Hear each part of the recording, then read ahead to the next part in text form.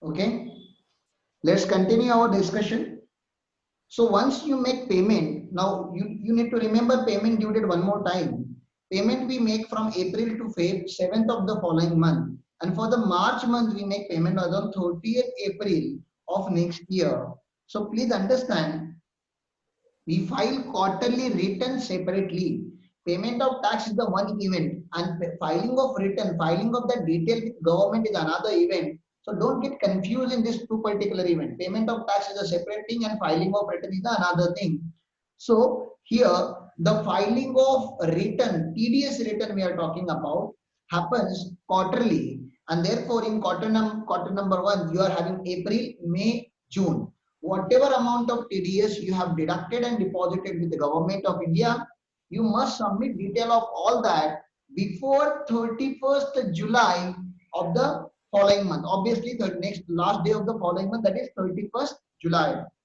Quarter 2 starts from July, August, September, and the return that you must submit is 31st October. The third quarter ends on October, November, December, and the due date is 31st January. And the last quarter ends on Jan, Feb, March, but the due date is not 30th April. Why due date is not 30th April, sir? Because till 30th April you are making payment, and that payments you need to submit in the return and file the return, and therefore for the last point you need to observe here, make some star here. Okay, the last quarter's return should be submitted before 31st May and not the 30th April. So this is one of the special point that you need to remember. There are dedicated forms on a TDS website. Okay, the website is Traces. So that I will show you if you want. Practically, we can log in and see that website. So what will happen if assessee doesn't follow the instruction given by TDS chapter? Assessee means payer. So consequence of failure of, so assessee will be declared as the assessee in default. That consequence is written primarily in section 201. Okay, where they will declare assessee in default. But still, what will happen if we declare him assessee in default, sir? So there are different default one person can do. First default is natural default, non-deduction. Non-deduction is not a big crime in TDS chapter. It's okay, it's a default, but it's not that a harsh one. So what happened, assessee did not deducted the TDS, maybe he is not aware of TDS provision, or maybe he is not, he was not having the right kind of accountant at the time of making payment. So he did not deduct the TDS. So assessee has to suffer now. What will happen? First consequence, his name will be there in the list of defaulter, assessing the default in income tax. Second provision we have discussed in section 40A, 40 clause A in PGBP chapter. Whenever you make payment without deducting TDS to non-resident, we disallow 100% of the expenditure, and whenever you make payment without deducting TDS to resident, we disallow 30% of payment. Okay, so those provisions belong to PGBP chapter. Even section 40A disallowance will attract. So that is another harsh treatment with the payer. Third, he must deposit TDS. He doesn't have choice. He have to deposit TDS. Whatever TDS liability he must deposit. He cannot get escape by saying, "Oh, I forgot to deduct TDS, so I guess it's fine." No, it's not like that. You must deposit TDS, and not only TDS amount now, you must deposit the TDS along with the interest, because it was the government's money that you did not deduct it and deposited on time. So government is going to charge you interest at the rate of 1% per month or part of the month. Now you understand this particular language, 1% per month or part of the month. You are supposed to deduct TDS in the month of April. You did not deduct TDS in the month of April. So April is a default month, May is a default month, June is a default month. In July, you deducted the TDS. On 2nd July, you deducted the TDS. But 2nd July will be considered as a full month of July, and you have to pay interest for 4 months, because this, what do you say? Part of the month will be considered as a full month. Whether you are deducting at the beginning of the month or end of the month, that doesn't make much difference here. Therefore, you should understand this. There will be interest of 1% per month. So will there be any penalty? Usually in this column, they don't charge penalty. Usually. Because this is very common mistake that many assessors are doing in India. Usually. But government finds out you are doing it intentionally, deliberately to evade taxes, and you are having hand holding with the payee, you are trying to save payee, kind of.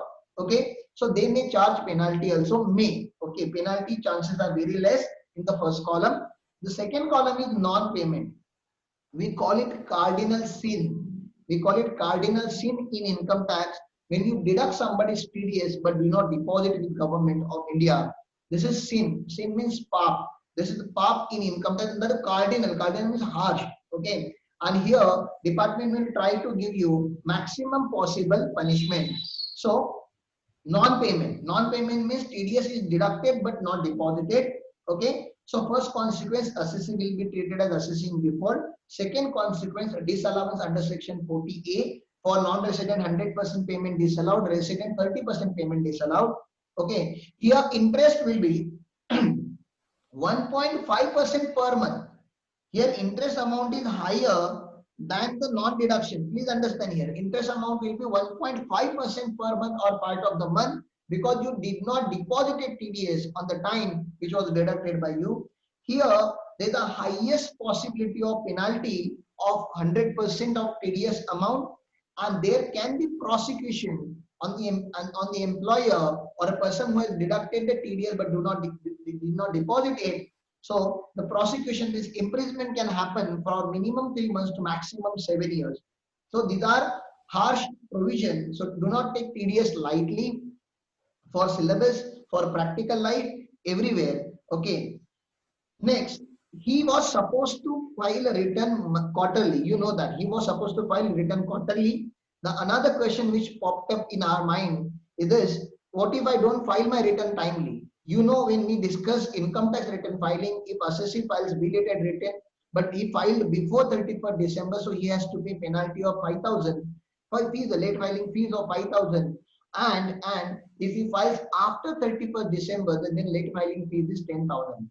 But there was one relaxation. If assessee's total income is less than 5 lakh, then he can file belated return with maximum penalty of maximum late fee of 1,000 rupees. Do you remember this section 234F?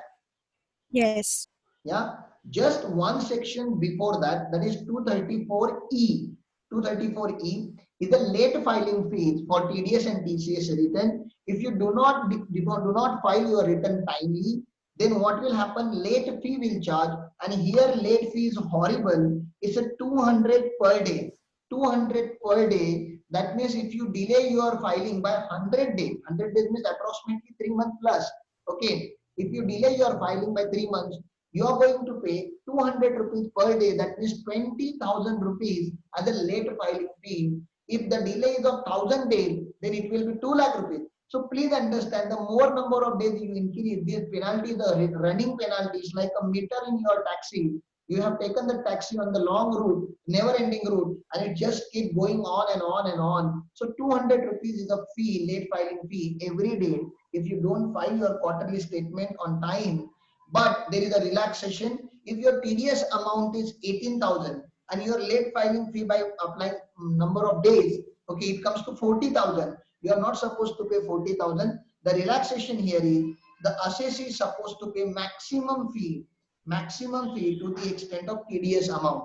So you are not supposed to pay penalty because it's a never ending penalty. 200 rupees is a never ending penalty. Therefore, government has given one relaxation. Okay, maximum late filing fee will be restricted to the TDS default amount. Sir, is there any relaxation to the assessee? If ultimately whose responsibility it is to pay tax? Can you tell me who is responsible to pay tax in practical world? You tell me whose responsibility was to pay tax. These are the payer, employer, and these are the employee. Who is actually responsible to pay tax on income? Come on, tell me. Employee.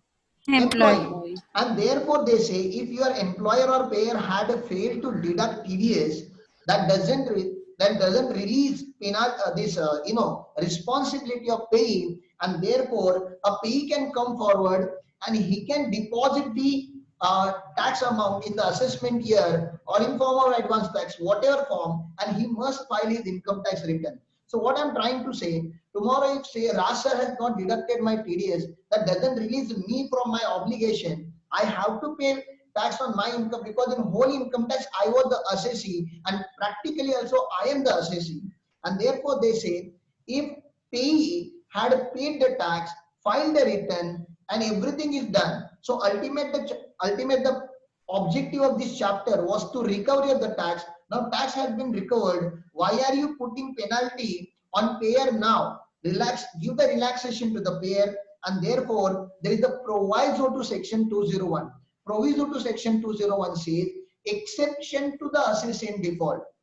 So in what circumstances payer will be released from the assessee in default? So they are saying four condition he must comply. First condition, payee had furnished the return under section 139. Second, payee had taken into account such payment while computing tax. So such payment means what? Payment received without TDS. Payment that he has received without TDS, that means payer failed to deduct TDS and failed to pay TDS to the government. So he has received payment without deducting, without TDS getting deducted. He got gross amount. He was supposed to get the net amount, but he got the gross amount. But he was a genuine assessee. Therefore, payee had paid a tax on such amount.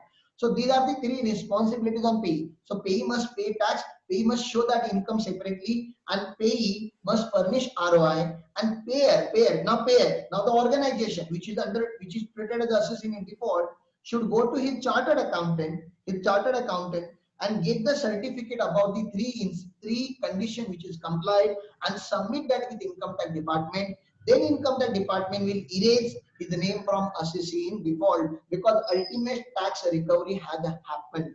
So please understand there is a relaxation given to the employer or payer under section proviso to section 201. So there is a consequence and there is a proviso. I hope you guys understood this particular point. Yeah, is it fine? Hello guys. Do you understand this 201?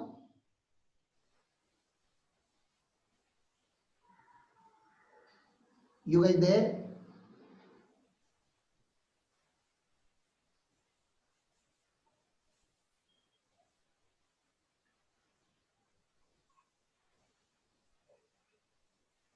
अरे तुमको समझा क्या?